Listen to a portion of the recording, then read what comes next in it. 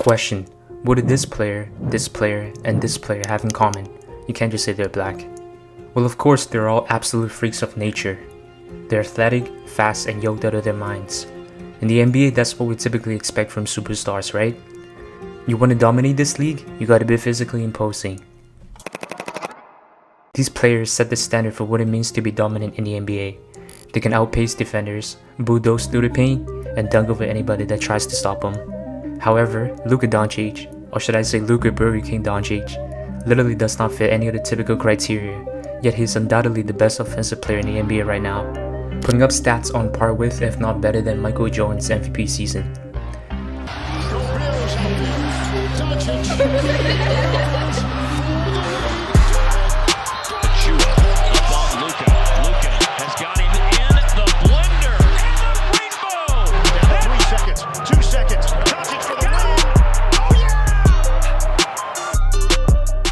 Luka has also been selected to NBA All-Star games and All-NBA First Team in every year except his rookie season.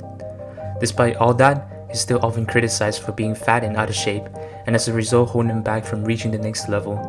Skip, this is embarrassing. A professional athlete is out of shape. Doesn't that seem oxymoronic? Because all he has to do is just play his sport. He ain't got to do nothing else. He ain't got to box. A lot of guys box, a lot of guys swim, a lot of guys do other things. All he has to do is go play basketball, and he can get in shape. Look, I'm all in for body shaming if it's needed, like this fat ass here.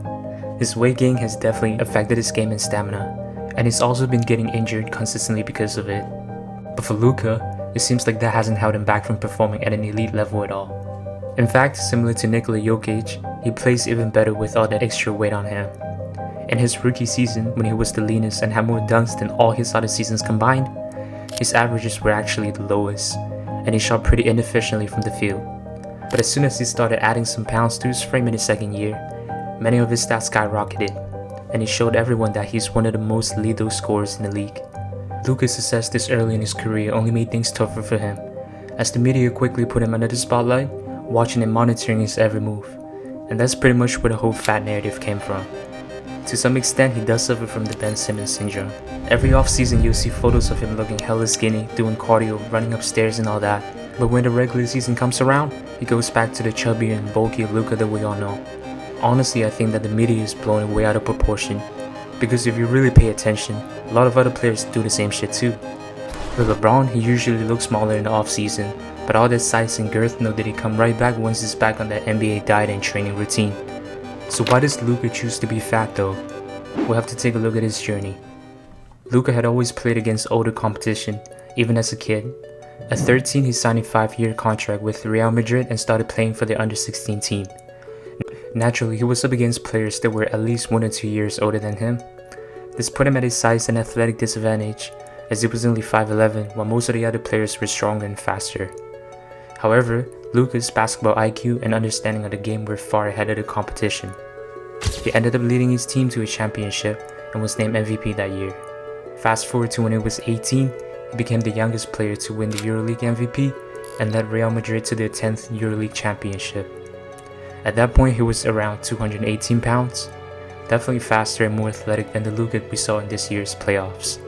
Despite that, according to his scouting report, he was still considered generally slow and had a sluggish first step by NBA standards.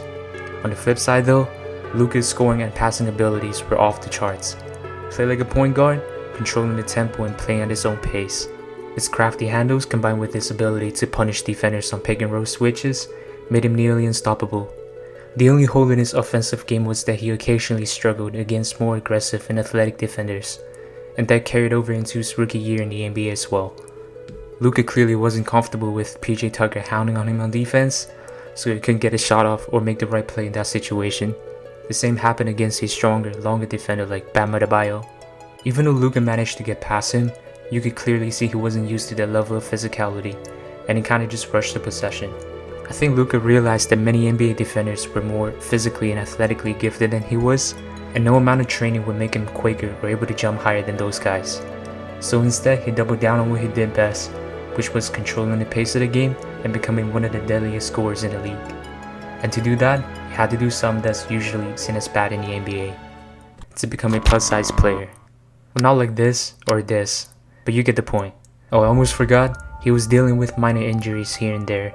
Gaining weight could actually help him stay more durable, because let's be real, it's a lot harder to hurt yourself when you can barely jump off the ground. Year by year, people would notice that he was getting quote-unquote fatter, but what they didn't see was that he was actually getting stronger, more muscular, and putting up even better stats. Now weighing between 240 to 250 pounds, he's without a doubt the most unguardable player in the league. With his silky smooth handles and improved control of the game's tempo, guards are too small to stop him, and bigs can't keep up with his handles or quick decision making. Here we have one of the best perimeter defenders in the league and Jaden McDaniels guarding him. Obviously he's not faster or longer than McDaniels. The only reason he got a shot off is that he uses his weight as an advantage to create space. In this play, Luka is getting harassed by a more aggressive defender, Lu Dort. He can't outspeed him, so he comes to a stop and uses his weight to convert his M1 bucket. Aside from his ISO scoring, Luka's added weight also makes him a better facilitator, especially in pick and roll plays. When he faces drop coverage, he uses the screener and his body to put the defender on his back. From that point, it's basically a pick your poison type of situation. If you close in on him, he'll lob it to Gafford or Lively with almost 100% accuracy. Against Gobert, tailed by McDaniels.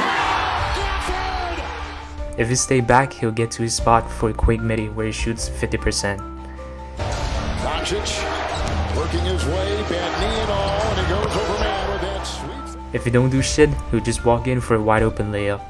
Getting out rebounded in the first half. Here's Doncic, he's fouled. And if the defense collapses on him, he'll find an open shooter and swing it out.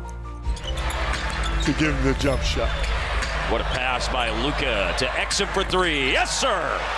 In fact, the entire Mavericks offense revolves around Luka running pick and roll plays, and they execute it so well because of Luka's weight and body control.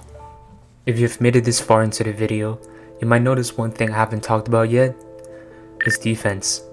After this year's playoffs, especially the series against Boston, people were absolutely trashing his defense and saying he needs to get in shape. His defensive performance is unacceptable. He is a hole on the court. The Celtics are attacking him. They are ahead in this series because they have attacked him defensively. He needs to lose weight. Let's be honest about it. He needs to be better defensively. And CJ, you said it. If he could be functional, not good, not great, functional defensively and make sound decisions when his conditioning is better down the stretch. Personally, I don't think his weight is the issue. It's more about his conditioning and his team.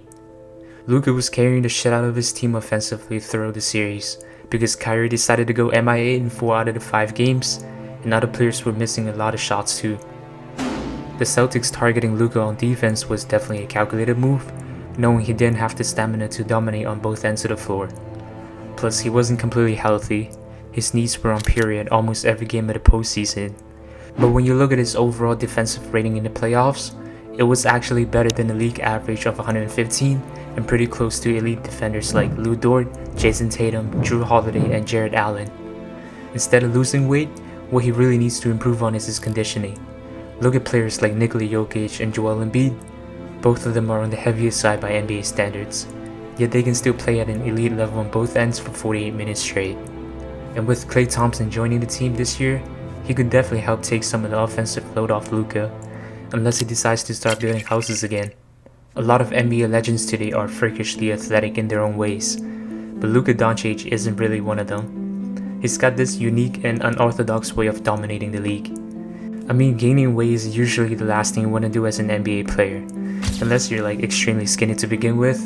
But despite being told over and over again to lose weight, Luka just ignores them and keeps putting up better and better numbers every year. Anyways, that's all for today, guys. Do you think Luka is better off being slightly overweight than in shape? Let me know in the comments down below. If you enjoyed this video, make sure to give me a like and sub. That would mean a lot to me and I really appreciate the support from my last video. Also follow my Twitter or X, whatever you wanna call it. Thanks for watching, and I'll see you guys next time. Stay gooning.